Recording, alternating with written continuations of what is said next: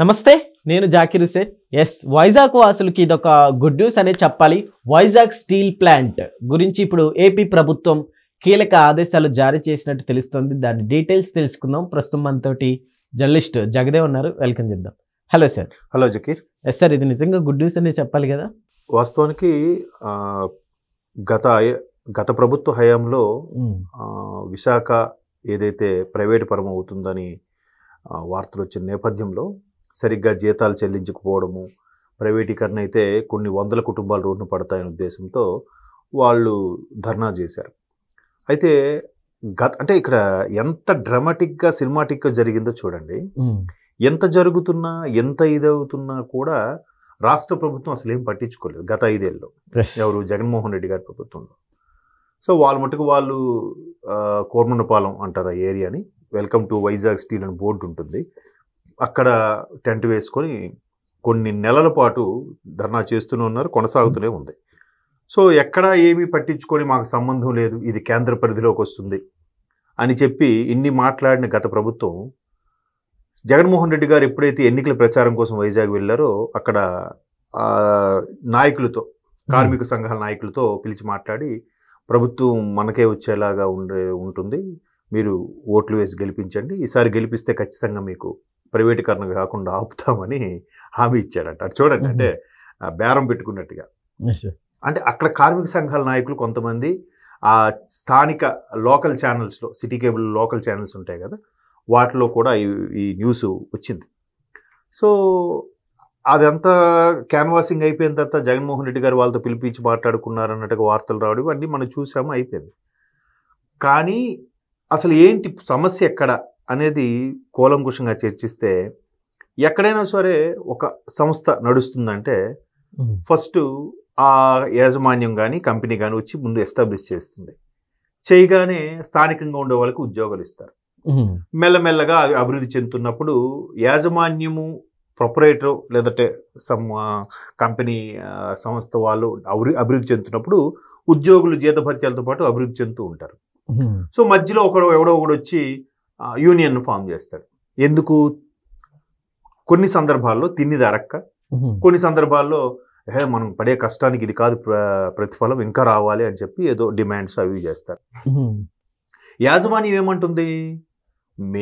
మీరు గాలికి తిరిగే వాళ్ళని తీసుకొచ్చి మేము సంస్థ పెట్టడం వల్ల మీకు ఈరోజు ఉద్యోగాలు వచ్చాయి, లేకపోతే మీరు గాలి తిరిగే వాళ్ళు కదా, లేకపోతే ఇంకెక్కడో పని చేసుకునే వాళ్ళు కదా అని అంటుంది.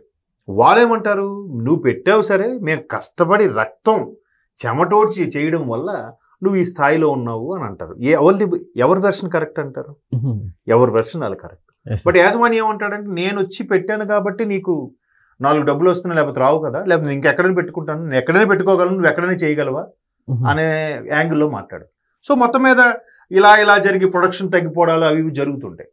సో ఇక్కడ చాలామంది పబ్లిక్ విమర్శ ఏంటంటే, స్టీల్ ప్లాంట్ వాళ్ళిచ్చే కంఫర్ట్స్, వాళ్ళిచ్చే సౌకర్యాలు ఏవైతే ఉన్నాయో అవన్నిటిని బేరీజు వేసుకొని చూస్తే చాలామంది సరిగ్గా పని చేయట్లేదని విమర్శ కూడా ఉంది కొంతమంది దగ్గర. సో ఈ విమర్శ వల్ల ప్రొడక్షన్ అవుట్పుట్ ఏదైతే ఉందో అది తగ్గిపోయింది. భారత అనుబంధ సంస్థ అయినప్పటికీ ఆ తగ్గిపోవడం వల్ల నష్టం వాటిల్లుతుంది. దాని మీద పైపెచ్చి ఎక్స్ట్రా పెట్టుబడి పెట్టి ఊరికే జీతాలు ఎందుకు ఇస్తారు? ఎవరుగా చాలా కంపెనీ ప్రభుత్వ సంస్థ సంబంధించిన కూడా ఉన్నాయి. ఇప్పుడు కర్ణాటక తీసుకుంటే మైసూర్ శాండిల్ సోపు కర్ణాటక ప్రభుత్వ సంబంధించిన ఇది. అలాగే విజయ డైరీ పాల ఉత్పత్తి తెలంగాణ ప్రభుత్వానికి సంబంధించింది ఉంది. సో వీటిలో ఏంటంటే, ప్రభుత్వం ఉంది అనేసరికి మాకు పని చేసినా చేయకపోయినా జీతాలు వస్తాయి కదా అనే ఒక ధీమా ఉంటుంది కొంతమందిలో. అందరూ అలా ఉంటారని కాదు, ఆ కొంతమంది వల్ల ఉన్న వ్యవస్థ అంతా ఇబ్బంది పడుతుంటుంది. సో దానివల్ల కుంటు పడుతుంది, ప్రొడక్షన్ తగ్గుతుంది. తగ్గితే ఎవడైనా నష్టానికి ఎందుకు భరిస్తాడు? సో మొత్తానికి అలాంటి విమర్శతోనే మొత్తానికి అది ఇబ్బంది పడింది. మొత్తానికి ఏదైతే జగన్మోహన్ రెడ్డి గారు 5 ఏళ్ళు ఏమీ చేయకుండా తాత్సారం చేసేసి లాస్ట్లో మీకు మొత్తం మేమే చేస్తామని మాట్లాడారు, జనాలు నమ్మలేదు, ఎవరు నమ్మలేదు. మొత్తం మీద కూటమి ప్రభుత్వాన్ని భారీగా గెలిపించారు. కూటమి ప్రభుత్వం వచ్చిన తర్వాత మోదీ గారు విశాఖపట్నం రావడం, ముందు అమరావతి రావడం, తర్వాత విశాఖపట్నం రావడం. ఆ విశాఖపట్నం వచ్చినప్పుడు 15,000 కోట్లు ఎంతో శాంక్షన్ చేశారు, నష్టాల్లో వెంటనే వీళ్ళందరికీ జీతభత్యాలు ఇవన్నీ ఇవ్వడం. అయితే ఇప్పుడు ఏదైతే మరలా ఈ ప్రైవేటీకరణ అవుతుందని విమర్శలు వస్తున్నాయో దానికి ఆ 15,000 కోట్లు కేంద్ర ప్రభుత్వం శాంక్షన్ చేస్తూ ఒక మెలికి పెట్టిందంట.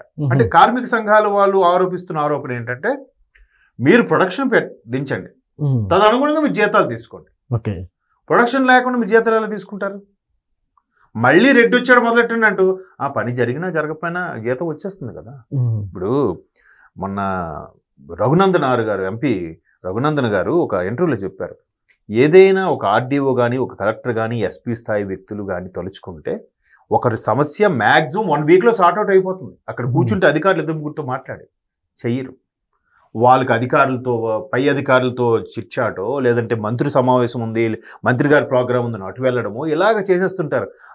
6 అయిపోయిందబ్బా రేపు చూద్దాం, లేదంటే ఇప్పుడు కాదు నెక్స్ట్ వీక్ చూద్దాం, నెక్స్ట్ మంత్, ఇలా తాత్సారం చేసేస్తుంటారు కొంతమంది ఉద్యోగులు. వాళ్ళు కానీ సరిగ్గా డెసిషన్ తీసుకుంటే అప్పటికప్పుడు సార్ట్అవుట్ అవుతాయి, కానీ చెయ్యరు. ఏమంటే మాకు ప్రెజర్ ఉందంటారు. మనసు పెట్టి ఎవరు చేయట్లేదు. ఇవాళ రేపు ఎందుకు మనసు పెట్టి చేయట్లేదు? కొంతమంది దీనికి అలవాటు పడుతున్నారు, టేబుల్ కింద నుంచి ఇస్తేనే చేస్తున్నారు అని చెప్పి ఆయన చాలా చాలా చక్కగా వివరించాడు. ఆయన ఆవేదన బాగా వ్యక్తం చేశాడు. సో ఇక్కడ కూడా ప్రొడక్షన్ ఇచ్చినా ఇవ్వకపోయినా జీతాలు ఇచ్చారనుకోండి, మళ్ళీ ఏమవుతుంది? మన జీతం మనకు వస్తుంది కదా. వీడేమనుకుంటాడు, ఒరే నేను ఒక్కడా కష్టపడాలి, మరి కష్టపడాలి, నేను చేయను అంటాడు. ఒకడికొకడు అలా చూసుకొని అలా వ్యవస్థ అంతా కంపైపోతుంటే ఇంకా ఎక్కడ ఇదవుతుంది?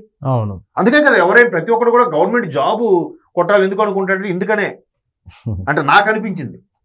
అలాగని గవర్నమెంట్ స్కూల్లో ఎవడు చదివించడు, గవర్నమెంట్ కాలేజీలో ఎవడు చదివించడు. అవును, గవర్నమెంట్ ఉద్యోగం మాత్రం కావాలి. అందులో వర్క్ చేసే టీచర్స్ కూడా వాళ్ళ పిల్లల్ని అక్కడ జాయిన్ చేయొచ్చు సార్ కదా. అవును, మరి అక్కడే పర్సంటేజ్ కరెక్ట్గా ఉండి పర్ఫెక్ట్గా ఉంటే నువ్వు ఎందుకు ఇన్ని స్కూల్స్ వెలుస్తాయి? దాన్ని కూడా ఎంత చక్కగా మళ్ళీ ఎలా అయిపోయిందంటే ఎవడైనా పని చేయమని చెప్తే నెక్స్ట్ ఎలక్షన్స్లో వాడికి ఓటు వేయరు, వాళ్ళకి చెప్పరు, వాళ్ళకి సపోర్ట్ చేయరట. ఒక రకమైన మొన్న ఎవరో ఒక ఉద్యోగి డిపార్ట్మెంట్ అనవసరం, మేము తలుచుకుంటే ప్రభుత్వాలే కూలిపోతాయిగా, అంత ఇదిగా మాట్లాడుతున్నారు. మీరు ఎంత అవుట్పుట్ ఇస్తున్నారు? మీరు ఎంత పని చేస్తున్నారు? చిన్న చిన్నవి చేయలేరా? ఇప్పుడు ఐరిష్ ఉంది, బయోమెట్రిక్ ఉంది, యాప్ డౌన్లోడ్ చేసుకొని పిల్లలకు చెప్పాల్సినవి లేదా పిల్లలకు సంబంధించిన లేదా పౌరుడికి సంబంధించిన రెవెన్యూ డిపార్ట్మెంట్ ఉంది, పౌరుడికి సంబంధించిన డేటా అన్ని వాట్సాప్ చేస్తున్నప్పుడు అంత ఈజీ యాక్సెస్ మీరు నేర్చుకోండి. మీరు ముందు ఫీచర్ ల్యాండ్లైన్ ఉండేది, తర్వాత ఫీచర్ ఫోన్కి అలవాటు పడ్డారు, ఇప్పుడు స్మార్ట్ ఫోన్కి అలవాటు పడవచ్చు కదా. ఎన్ని సెలవులు, ఒక్క సెలవు రోజు కేటాయిస్తే ఆ స్మార్ట్ ఫోన్ నేర్చుకోవడం అవుదా? ఇవన్నీ తలకాయ నొప్పులు. ప్రభుత్వం ఇవన్నీ మా మీద పెడుతుందండి. అది చిన్న చిన్నవండి, అవి చేయలేరా? మీరు ఒక యాప్ డౌన్లోడ్ చేయలేరా? లేకపోతే మీ పిల్లలు మీ పక్కింటోడు ఎవరికి అడిగి చెప్తారు కదా, అలా చేయరు. అంటే వ్యవస్థ మన టాపిక్ అటు వెళ్ళిపోతుంది. కానీ ఇప్పుడు స్టీల్ ప్లాంట్ వ్యవహారంలో కూడా ఎలా ఉందంటే మీరు కరెక్ట్ ప్రొడక్షన్ ఇస్తే మీకు 100% జీతాలు వస్తాయి, మీరు 80% అవుట్పుట్ ఇస్తే 80% జీతం వస్తుందని ఒక చిన్న మెలికి పెట్టారట. పెట్టాలి, పెట్టకపోతే ఎవడు వెండు. నిజంగా ఇప్పుడు మీరు అన్నట్టు ప్రభుత్వ పాఠశాలలో ఉండే ఉపాధ్యాయులు పిల్లలు ఆ పాఠశాలలోనే చదవాలని ఒక మెలికి పెడితే అప్పుడు ఎవరు ఈ డిఎస్సికి ఎగ్జామ్కి వెళ్తారో చూద్దాం. మనం ఎవరు రాస్తాడో చూద్దాం, రాయనివ్వండి. ఒకవేళ రాసిన అప్పుడు నేను నా వరకు నా స్కూల్లో పిల్లలకి నేను సీరియస్గా చెప్తాను అలాగే అందరూ అనుకుంటే, ఎందుకంటే రేపొద్దున వేరే స్కూల్లో నా కొడుకున్నాడు కాబట్టి వాడికి సరిగ్గా చెప్పబడుతుందో లేదో కాబట్టి నేను ఇక్కడ కరెక్ట్గా చెప్తే అక్కడ చెప్తారు. ఒక కర్మ సిద్ధాంతంతో ఆలోచించి చెప్తే సెటరేట్ అవుద్దేమో, కానీ చేయడు. ఎలాగైతే మనకెందుకు? అరే డస్ట్ ఒక చాక్ పీసులు కూడా కొనుక్కోరండి కొన్ని సందర్భాల్లో. కొంతమంది చూశాను నేను, పేర్లు అందరూ అనట్లేదు. సో అట్లాగా ఈ స్టీల్ ప్లాంట్లు కూడా అలా మెలికి పెట్టాలి. పెట్టకపోతే కార్మిక సంఘాలు ఒక్కోసారి సడన్గా స్ట్రక్ అయిపోతుంటే ఎక్విప్మెంట్ సరిగ్గా పని చేయకపోతే అది పెట్టండి. ఈరోజు పని చేయలేదు, సరిగ్గా ఇది అవ్వలేదు కాబట్టి మీకు ప్రొడక్షన్ రాలేదని చెప్పండి. ఇన్ కేసు ఆ షట్ డౌన్ అయినప్పుడు లేదంటే ఎలక్ట్రికల్ ఇష్యూస్ లేదంటే టెక్నికల్ ఇష్యూస్ వచ్చినప్పుడు ఆ డిపార్ట్మెంట్ ఫోన్ చేస్తారు కదా, వాళ్ళు ప్రాపర్గా రెస్పాండ్ అవ్వలేదు అనుకోండి, మీరు అందరూ ఏదైతే ధర్నా చేశారో టెంట్ వేసుకొని వాళ్ళ దగ్గర ధర్నా చేయండి.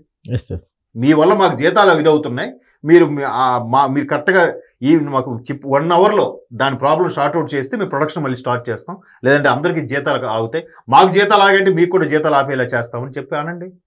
అప్పుడు ఎందుకు ఇది అవ్వదు? కాబట్టి ఏదో సాకు ప్రతిసారి ఎందుకు అవుతుంది ఆ పరిస్థితి? కొన్ని సందర్భాల్లో అవుతుంది కదా. చాలా సీనియర్స్ వాళ్ళకి క్వార్టర్ ఇచ్చి, వాటర్ ఇచ్చి, ఎలక్ట్రికల్ పవర్ ఇచ్చి, పెట్రోల్ అలవెన్స్లు ఇచ్చి, మీరు స్టీల్ ప్లాంట్ ఏరియాలోకి వెళ్ళి చూస్తే చాలా మంది ఇళ్ల ముందు పాత ప్రీమియర్ 18 కార్లు ఉంటాయి ఇప్పటికీ. అంటే ఆ కారు చూపించుకొని పెట్రోల్ అలవెన్స్ తీసుకునేవారట ఆ రోజుల్లో. వాడు కార్ డ్రైవింగ్ వచ్చినా రాకపోయినా ఆ పెట్రోల్ అలవెన్స్ ఎందుకు వదులుకోవాలనే ఉద్దేశంతో. అంటే ఇలా ఇప్పుడు చాలా, ఇప్పుడు కాకినాడలో యానాంలో రెజిడెన్సీ అనే కంపెనీ ఉండేది. రెజిడెన్సీ సంథింగ్ టైల్స్ సంబంధించింది, బ్రహ్మాండమైన కంపెనీ. ఏమైంది ఈరోజు? మూతపడింది.